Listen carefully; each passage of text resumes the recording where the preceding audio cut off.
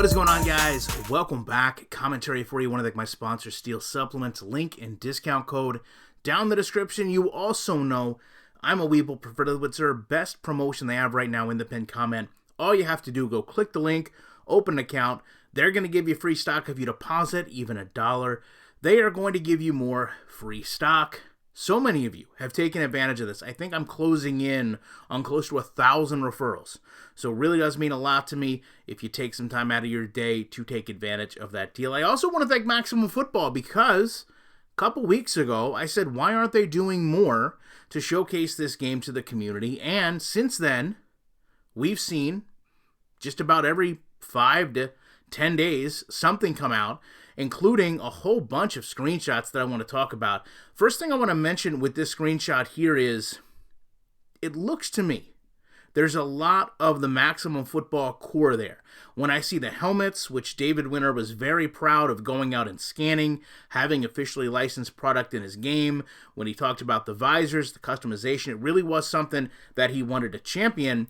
But more importantly, when I look at this image, I see Adidas branded cleats, not only in name, but also with the 3 stripes. So this makes me wonder, although when these pictures and later video came out, there was nothing significant about this stated. It's interesting to me. It makes me maybe think they've went out, they've got some agreements for jersey manufacturers, cleats, gloves, and honestly, if they still maintain the relationship that was there, the helmets, the visors, all of that is already taken care of.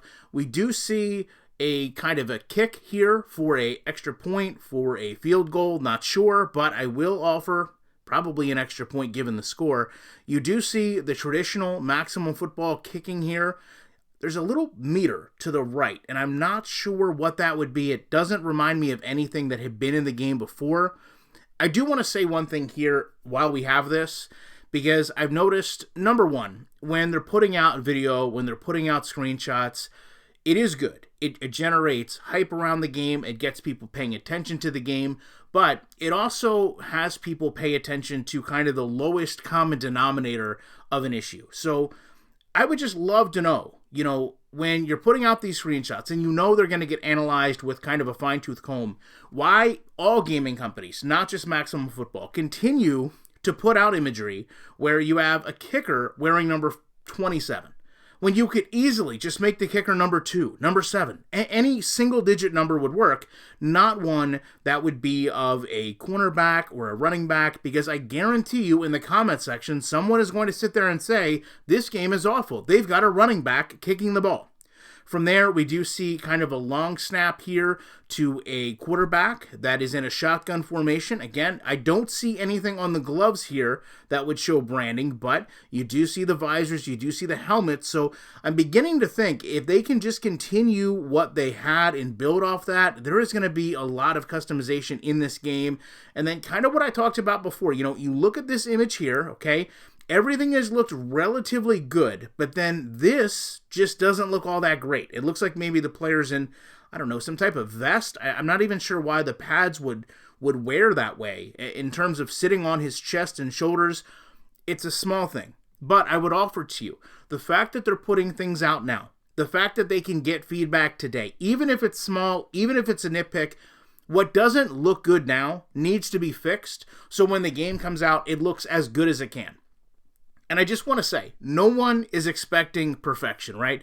Even when you look at this screenshot here, to me, one of the biggest complaints I've had about this game, at least visually, is the names on the jerseys are so small, they're barely readable, and the numbers are so large. Now, you haven't really seen much from a gameplay perspective, but just visually, when it doesn't look right, it's not going to look right. Whether it's in a picture, whether it's in motion, and again, when we talk about people that want to criticize the game, you're literally opening the door for people to criticize the game when you have players that look like this. So it's just kind of a small nitpick. I will say, when I look at this video here of the intro, this is, at least to my understanding, a carbon copy of what Maximum Football had before. But I will also say, what Maximum Football worked with before wasn't that bad. They did, for those that don't know, they did a lot of stadium sounds. They were repetitive, They did a lot of bands that were repetitive. They did, however, go out and make sure that they had some intros. Again, very repetitive, the same things, but the basics were there. The camera panned in, went around the stadium, showed the team warming up. You had a little bit of ambience. You didn't have a lot. You did have an announcer. Wasn't very detailed, but he was there. They literally did, I hate to say it this way because I know David Winter worked hard on the game.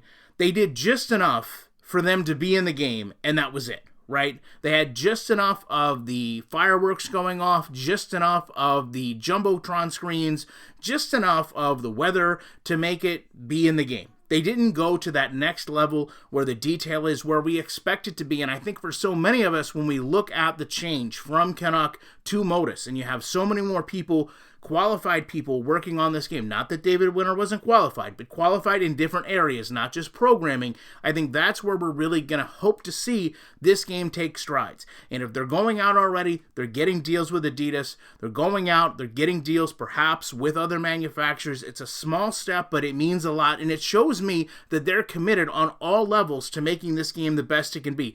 Not just visuals, not just gameplay, not just building off what's there, but again, the fact that we're looking at a free game does say a lot to me. I think, honestly, if you're a football gamer, you owe it to yourself to sit down with this game. If you hate it, that's fantastic. Make a list of reasons why you hate it.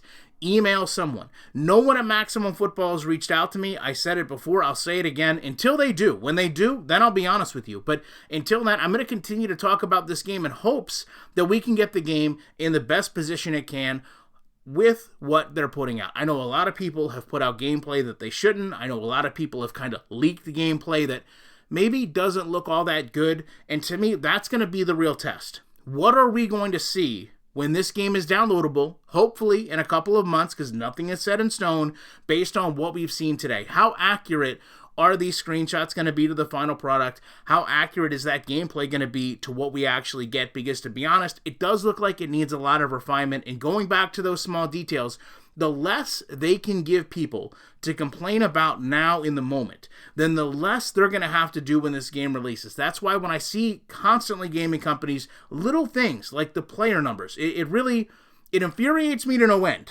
because you should be paying attention to those things, because even if you're not caring about how it looks in your imagery, in your trailer, there is a whole legacy of people in communities that only sit there and nitpick these little tiny things that I understand to some people are insignificant. I am one of them. I really don't care too much, but I know that it does matter to some people, and the fact that we continue to see these things, it just kind of makes me wonder, okay, how long would it take to not put something out unless it's ready 100%? Listen, we get on EA about this all the time.